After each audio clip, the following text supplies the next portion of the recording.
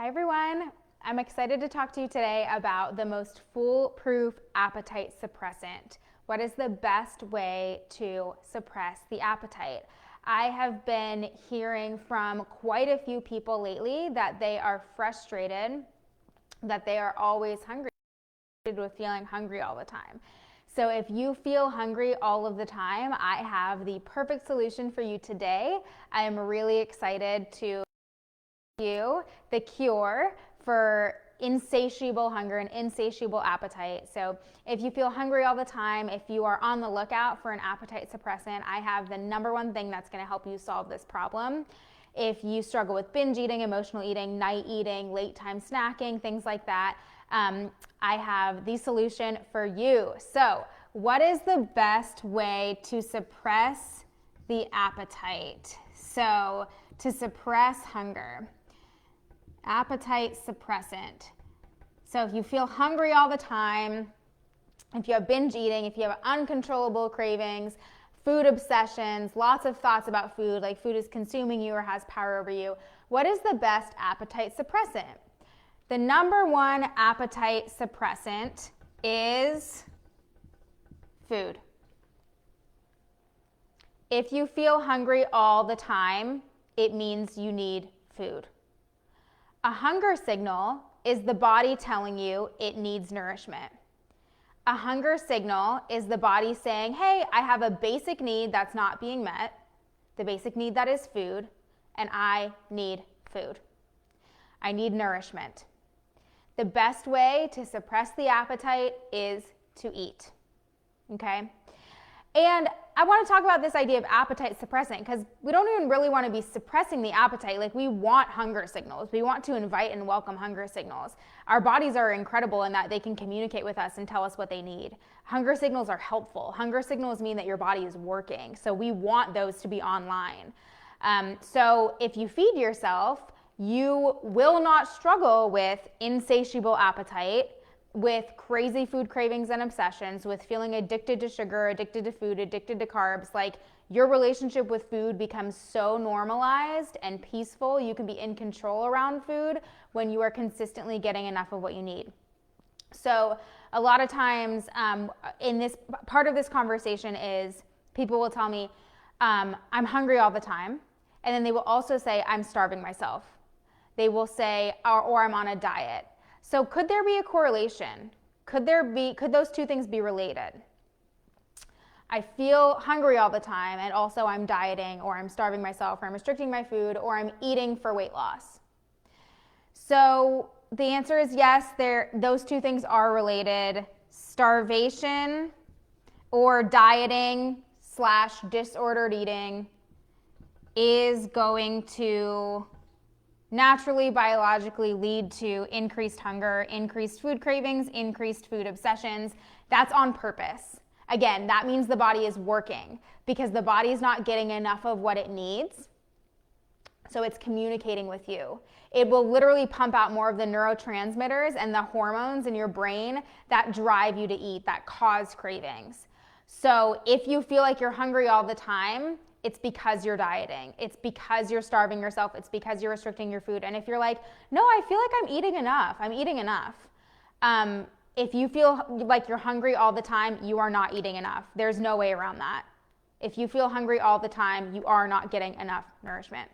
And this could be a combination of things. You know, maybe we need to look at how much water you're drinking, how much fiber you're taking in. Are you getting all of the essentials, carbs, fats, proteins? You know, there are certain nutritional things that we can take into consideration. In addition to just like volume of food, we could look at like what are your meals and your snacks composed of. But the bottom line is your body's not getting enough of what it needs. So something's going wrong there. And a lot of times there's this fear around, if I consistently honor my hunger, if I eat every time I'm hungry, I'm gonna gain weight. So let's talk about weight. What's gonna happen with your weight if you honor your hunger, if you eat when you're hungry? If you start to do this, what's going to happen is actually it's going to start repairing the metabolism. Because what happens when we starve ourselves? What happens when we have food restriction or disordered eating or dieting? Our body will slow down the metabolism on purpose because it thinks that you are in a state of food scarcity, of famine. It thinks you're in a food shortage. So it's going to intentionally hold on to every little morsel that you do feed it, and it's going to store it as fat. And this makes sense when you think about just like survival mechanisms. Like think about like hibernation. Like what's the body going to do? It's going to conserve on purpose. So if you don't want this metabolism to be damaged, then we would have to convince the body and the brain that food is available. We'd have to convince the body and the brain that there is enough food around, that we're not in a famine, okay? The other thing that happens when we starve ourselves or we diet or we count macros or points or track or detox or cleanse or fast, all of these diety things, not only are they slowing the metabolism and increasing food cravings, increasing food obsessions, but they're also going to decrease our muscle mass. The body starts to cannibalize itself. The body starts to cannibalize itself because, again, it needs energy that it's not getting through food. So we decrease the muscle, and you guys probably know the more muscle you have, the faster your metabolism is. This is why a lot of times women get frustrated with men, because men just naturally tend to have more muscle mass. And so they can lose weight faster, or they have more stable body weights. And this is partially due to the fact that they have more muscle mass. So the less muscle we have, the slower our metabolisms are. So by dieting, by restricting our food, by starving ourselves, by doing a cleanse or a fast or Weight Watchers or counting points or Noom, any of that, you're going to get the exact same result. And it's going to be slow metabolism, decreased muscle mass, and ultimately increased fat storage, which is the opposite of what you want if you're dieting. Increased food cravings and obsessions, which is the opposite of what you want when you're dieting. So diets don't work. And they give us the opposite result that we're after. They are virtually guaranteed to end in weight gain. Okay, so back to the topic, appetite suppressant. If you're worried that by eating when you're hungry, you're going to gain weight, we have to acknowledge what the research tells us, which is by not eating when you're hungry, you're gaining weight. By not eating when you're hungry, you're making yourself so much more vulnerable to all of this stuff: decreased metabolism, decreased muscle, increased fat, increased cravings. The other thing that ignoring our hunger does, or starving ourselves does, food restriction, dieting, what does this result in? Most of the time, binge eating, nighttime eating, late night snacking, emotional eating, loss of control eating, right? Eating mass volume of food, eating more food than we intend or we'd like to, blowing past our fullness cues, right? Not paying any attention to the fullness. That is a very normal response to starvation, to dieting, to food restriction. If you're binge eating, we have to consider that it's most likely because your body is not getting enough of what it needs, and so it's trying to compensate for that. It's trying to compensate for that. And there is no amount of willpower that's going to help you at that point. You cannot self-control your way out of this one. Nope. You're going to have to feed your body, and the food is the only cure. It's the only way that you are going to normalize all of this and heal all of this mess, okay? So if we want to find a way out of a tumultuous relationship with food, a stressful relationship with food, feeling like food controls us or has power over us, then it starts with a rejection of the diet mentality. So we stop dieting, we stop manipulating our food in that way so that we can nourish our bodies consistently, repair the metabolism, tame the food cravings, tame the food obsessions, and then over time, your hunger signals become very normalized and predictable, and you don't feel hungry all the time.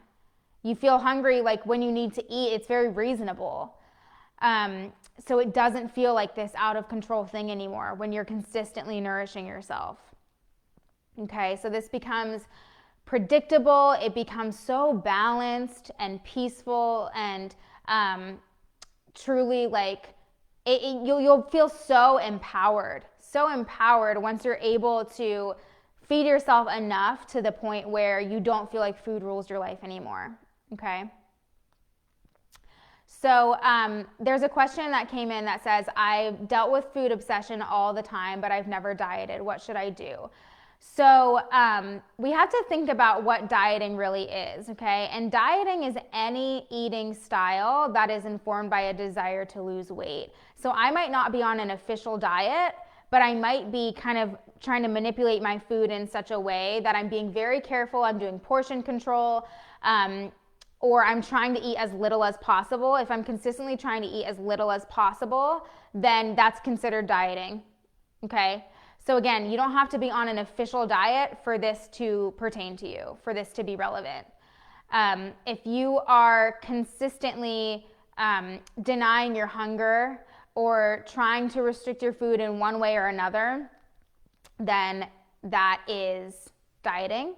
And if you're having some signs and symptoms of dieting, which would be like negative byproducts of dieting are like food obsession, binge eating, uncontrollable cravings, weight gain. So if those things are present, then we just need to look harder and and expand our definition of dieting. So one of the best things you can do is get familiar with your hunger and fullness cues and honor the hunger, respect the fullness, and enjoy the pleasure of eating. I mean, if we have this running list of good and bad foods, it's going to be hard for us to feel like we're ever getting it right. If we have this long list of food restrictions and off-limits foods, it's going to be impossible for us to make peace with food and have a healthy and positive and sustainable relationship to food. So we have to be willing to release some of those limitations and some of those restrictions if we're ever going to heal, okay? So I hope this was helpful for y'all. If you have any questions, let me know. I do have some openings on my calendar this week. If you'd like to book a free call with me, you can head to mariascrementi.com and apply for a spot there, apply for a call. And I'd be more than happy to review your application and see if we might be a good fit to hop on the phone together. All right, I hope you guys have a great week, and I will talk to you soon.